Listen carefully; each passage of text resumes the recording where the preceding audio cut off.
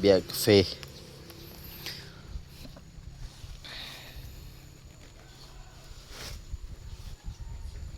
ไปลกเอาโอ้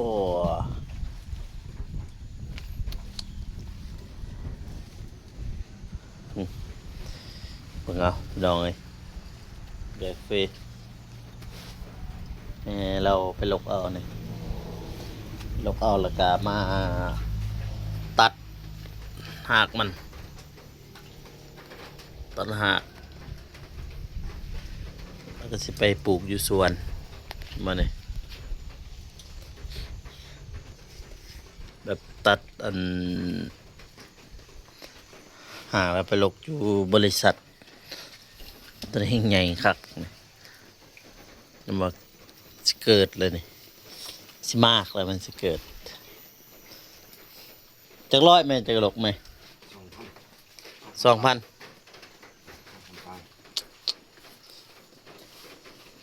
อยู่สวนบ่าวโกมื้อนั้นตัดหญ้ากับน้องก็ตัดตะเพือ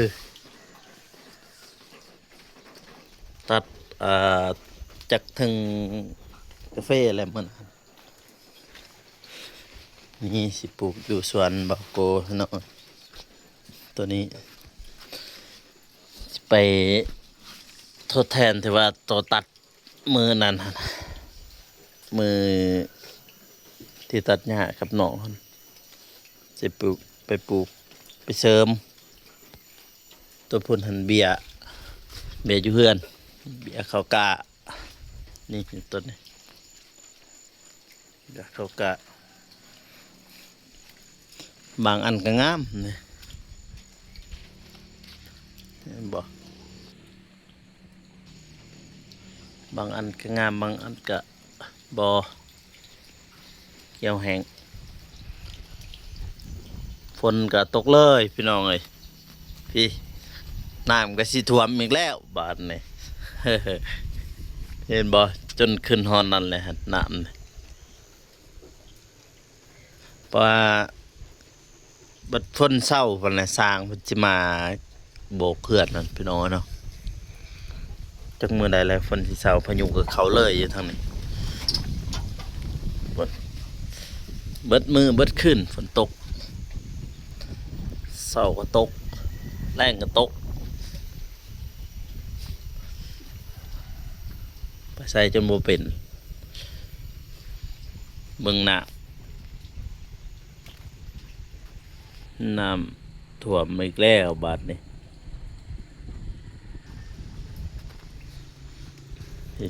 แต่เช้าเราตัดอันเบียร์กาแฟเก็บไปเสริมอยู่สวนพี่น้องเนาะมันลกอยู่สวนบริษัทเพราะอยู่ข้างอันหน้าบ่ก็เป็นสวนบริษัทเขาจะ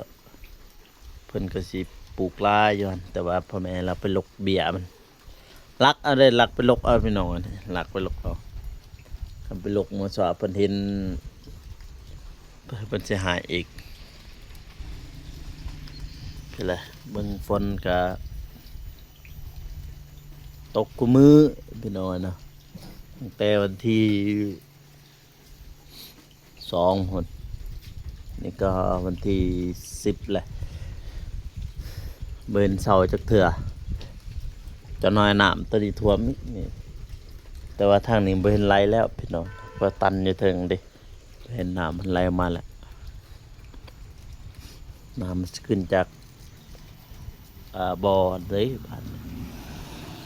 เบิ่งเป็ดลอยน้ำเป็ดยังเหลือ4โตวเป็ดเฮาเบิดบ่หั่นแม่ยังเหลือ4โตวหั่นใส่เคลื่อน4โตวอยู่หั่น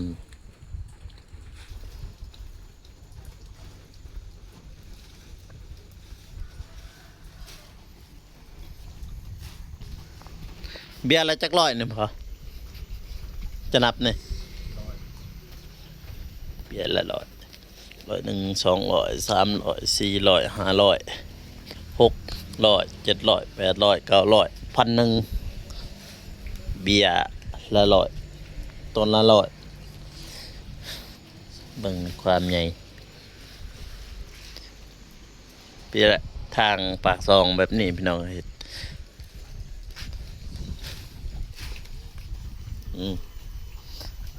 แบบไปหลกเอาอยู่อ่า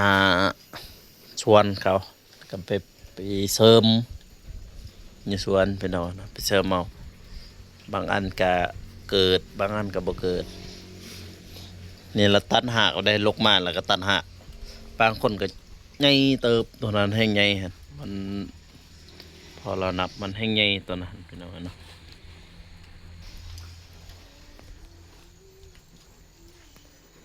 ฝนก็บ่อยากสิเว้าปานใดเบิ่งขอกรถก็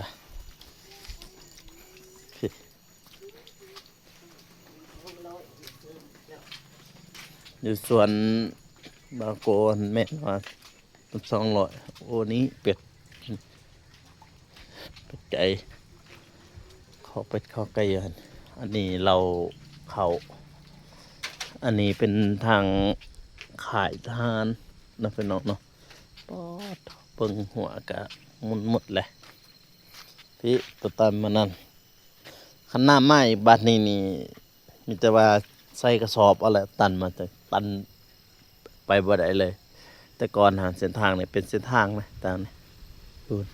อันในทางเขาค่ายเขายังหั่นนะเพราะวันนี้ก็ขายเลยขายทหารเลยดินตัวนี้นี่กำแพงทหาร อันนี้ก็ไป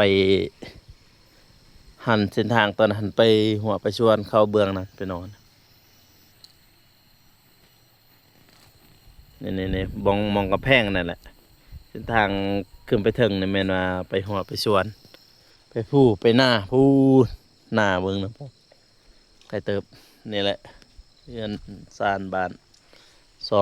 2อยู่ที่บ้านบ้าวโกนั่นพี่น้องเนาะอันในมากระโดเพราะว่าทั้งบ้านบ้าวโกนี่ส่วนหลายแม่นมากระโดนี่หลายพี่น้องนะจะเกิดหลายอยู่นี่เบียร์กาแฟกาติมอร์เนี่ยแต่เบียร์กาแฟตัวนี้แล้วแม่เราก็ลกแต่อ่าอันนั้นคือกันแต่ส่วนบริษัทนั่นคือกัน แต่ตอนลกยังน้อยๆน้องยังน้อยๆเลยกรรมการเอาบัดนี้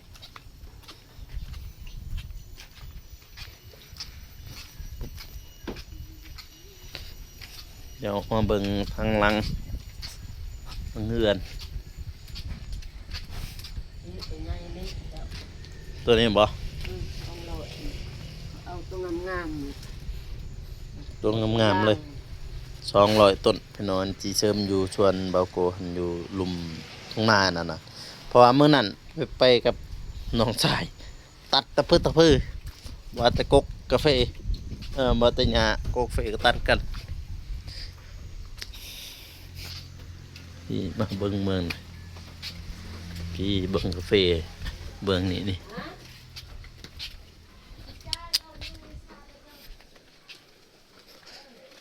อันนี้เห็นบ่เทินงามเลยกาแฟพี่น้องปลูกตั้งแต่2016 7บ่แม่เราปลูกเห็นบ่นี่ต้นนี้แห้งงาม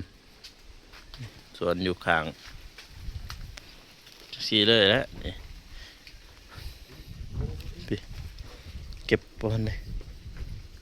มีครบสุดแต่ก่อนปลูกหมากต้นทุเรียนอยู่นี่พี่น้องเนาะนี่ปลูกทุเรียนอยู่นี่แล้วก็มันบ่เกิดมันเกิดอยู่หมากทุเรียนน่ะแต่ว่ามันใหญ่ประมาณนี้แหละนี่ประมาณกกตัวนี้นี่หมากทุเรียนใหญ่ซำนี้แต่ว่ามันบ่มากหั้นน่ะอยู่หลังบ้านหลังบ้านทางข้างเฮือนนะพี่น้องเนาะมีต้นหมากม่วงหมากจันทร์หมากยางบ่เอิ้นยางหมากไข่บางอย่างหมากไข่หมากลำไยนี่ก็เบนมากเทื่อพี่งามกาแฟนี่เห็นบ่นี่กันเกิดนี่งามขนาดพี่แล้วก็มะขามมะมี ครบนี่น้องปลาอีกสมมติเป็นว่าน้องแล้วเบิ้งเอาเลยน้ำอู้หอยนี่นะหอยนี่ตัวดำๆนี่หอยนี่หอยพวกกวกโอ้ยมือใดเนาะฝนสิเศร้าเนี่ยเนาะสิได้ไปหาเฮ็ดเวียกเฮ็ดงานนี่จะอยู่หลายมื้อแล้วโอ้ยมังมีก็พอได้กินอยู่เด้อพี่น้องเด้อมังมีนี่พอได้กินอยู่มังมีเฮานี่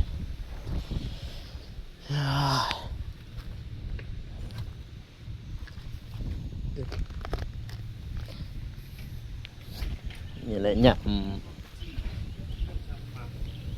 น้ำมันผมตัวมันแล้วแถวนี้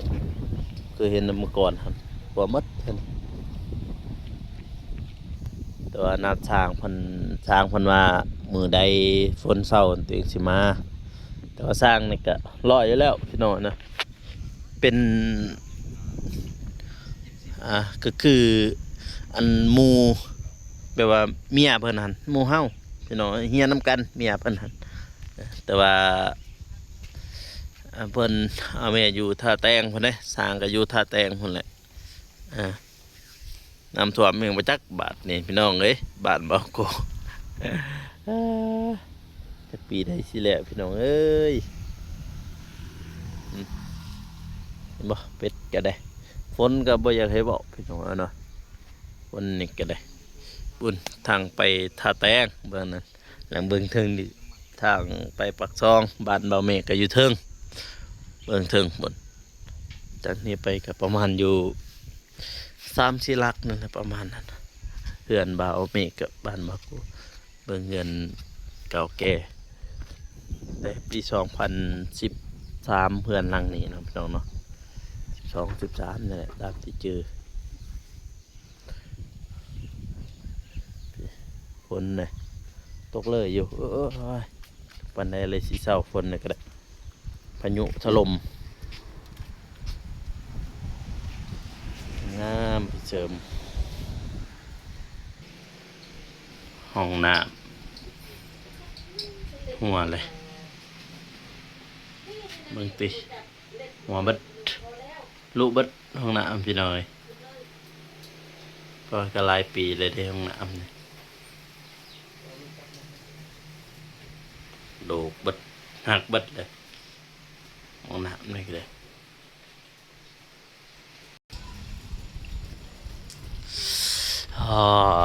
ฝนนี่พี่น้องเอ้ยปล่อยเกี่ยมเอาไปปลูกสวนฝนก็ตกฝนก็ลิ้นเลยอยู่นี่นี่ช่างนี่กกกระโดดบ่นี่กกกระโดดนี่แล้วลุกมาแล้วก็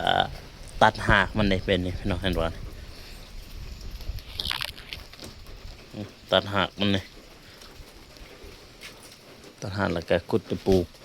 ตัวนี้ใหญ่คักมันจนหมากเราไปจักใหญ่เกือบมากตัดหากมัดเป็นเส้นนี่อยู่อันนั้นได้ไหมเสือกยางหันอยู่ห้องน้ำเป็นใส่ยืด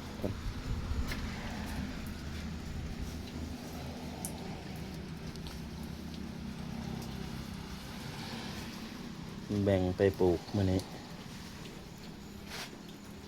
ปลูกอยู่สวนแต่ฝนก็บ่เป็นใจให้ฝนตกคือเห็นแล้วช่วงนี้พายุเข้าน้อยทางบ้านนะบ่แต่ทางใดทางเหนือทางใต้ก็คือกันพายุเข้าแซ่บ่ได้ไปก็ต้องได้แข่งฝนจังซี่ได้ไป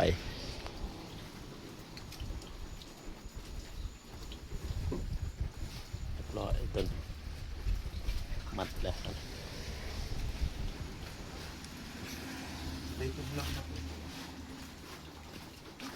นี่มีเธอมันมาดู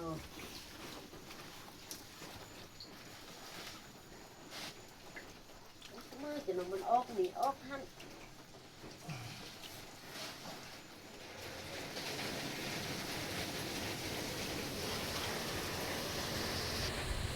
ได้ดูก็จะมาโกงหัน มันปมนี่มือยัดใส่กระสอบจังซั่นแหละขึ้นมานี่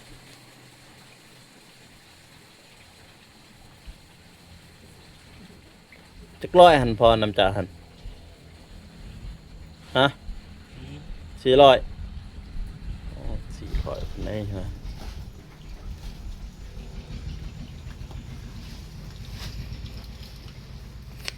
400มานี่